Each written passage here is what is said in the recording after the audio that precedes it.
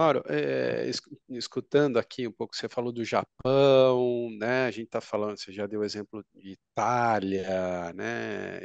Eu olhando um pouco para o Brasil, a gente sabe que a gente tem uma idade média, talvez um pouco mais baixa que esses países, né? Que o velho mundo, no geral. O Japão, somado a isso, o Japão é um país reconhecidamente é, entre os primeiros na educação mundial, né? Então tem um fator também importante. Eu acho que envolve um pouco isso também, né? Essa educação, essa cultura para o idoso, né? Pelo respeito ao idoso. E isso, né? Eu acredito que acaba influenciando até mesmo aquele líder do RH, né? Que está fazendo a contratação ou a contratação às cegas que você comentou, né? Uma inteligência artificial que está ali que bebeu de uma fonte que já tinha um viés, que podia ser um viés de vou contratar mais homens do que mulheres, ou vou contratar mais jovens do que mais velhos. Enfim, acho que tudo é educação. A inteligência artificial também está aprendendo, né? Então também tem a educação dela. Isso eu entendo que acaba enviesando também. Eu queria te ouvir um O pouco Santos nesse sentido aí. Como que você uma questão opina? muito interessante. O do Japão, o Japão, a população idosa já superou 26% da população geral do país. Na Europa, essa média é de 20 a 21%, mais ou menos. No Brasil, a gente está com 16%. E crescente. Em 2050, a gente vai chegar a 30%. Um terço da população vai ser acima de 60 anos. Então, o que eu estou querendo dizer? Que não tem escapatória. A gente vai, a pirâmide etária já inverteu e vai inverter cada vez mais. Então, a gente não tem jeito. A gente tem que absorver esse público. E 60 anos está iniciando nova fase da vida, porque a gente vai viver mais 40 anos.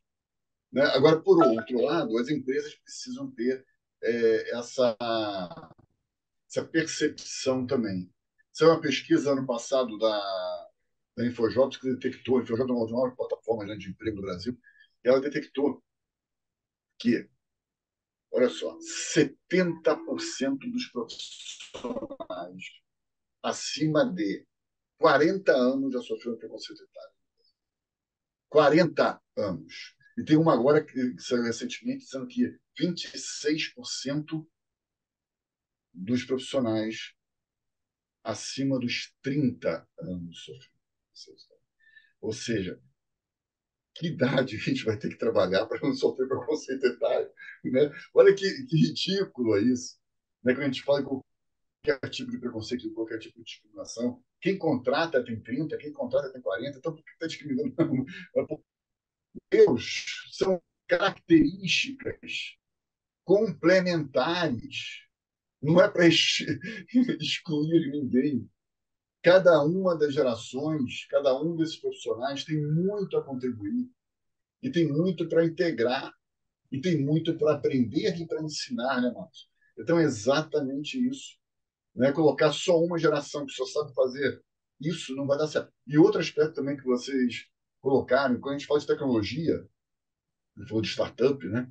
A média de idade dos fundadores das startups de sucesso no mundo inteiro é de 45 anos.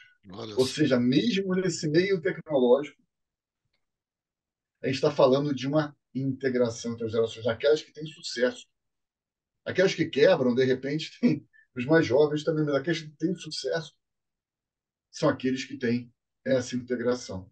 Cada uma das gerações contribuindo com o que tem mais relevante, com a sua experiência em alguma área, o seu conhecimento próprio peculiar sobre aquilo, e um olhar de que, daqueles 50 a mais, por exemplo, de que aqueles erros que a gente já cometeu no passado possivelmente não vão se repetir. A gente tem que criar erros novos, de alguma maneira. Aí eu pergunto, quanto vale a experiência de alguém que vivenciou, talvez se lembre um pouquinho, eu tenho 54 anos, vamos lembrar mais disso, mas de alguém que vivenciou 9 moedas no Brasil, né, em curtíssimo espaço de tempo, para uma inflação, acredite, que já chegava a 3.000% ao ano. né? Quanto que impeachment de presidente, morte de presidente, quanta coisa que a gente vivenciou, né? Quanto vale essa riqueza desse aprendizado, desse conhecimento no mundo Verdade, corporativo? é É verdade. impressionante isso. E quanto vale ter vivenciado no mundo em que, eu não sei se todos que estão nos ouvindo sabem disso, mas que um mundo em que não tinha uma coisa chamada internet. Uma coisa chamada Google nem sonhava em existir ainda. A gente procurava as coisas na Barça, na Enciclopédia Britânia, né? Aquela a maneira mais formal. A carta demorava 15 dias para chegar, para mandar, e 15 dias, né? Chegar outra resposta. Então a gente esperava, não tinha outro jeito, né? Era Então, natural quanto esperar, vale? né? Ninguém nem questionava não esperar, né? Exatamente quanto vale essas vivências todas acumuladas, né? Esses erros que a gente já passou, né? Eu acho que é incrível quando a gente consegue trazer isso para o mundo corporativo, né? Olha, Ninguém nasce CEO lá em cima, né? Ninguém nasce uma escadinha, a gente vai acumulando aprendizados, isso é fantástico, né? E se a gente conseguir ser um profissional hoje, ser um profissional amanhã melhor do que a gente é hoje, é aí que a gente está. A gente não precisa olhar para o outro, a gente vai olhar para si mesmo. É o autoconhecimento. A gente precisa se autossuperar. E aí é a grande questão. Que profissional a gente é amanhã melhor do que a gente está sendo hoje? Né? E a gente vai nessa escala. Né? Eu acho que o segredo está muito por aí. Vai absorvendo novos conhecimentos, vai se integrando. Network que é fundamental. Né? Isso tudo faz parte desse novo profissional, né? O poder de comunicação, o poder de síntese, da capacidade de resolver os problemas complexos ou não, né? A adaptabilidade, né? A gente viu na pandemia, né?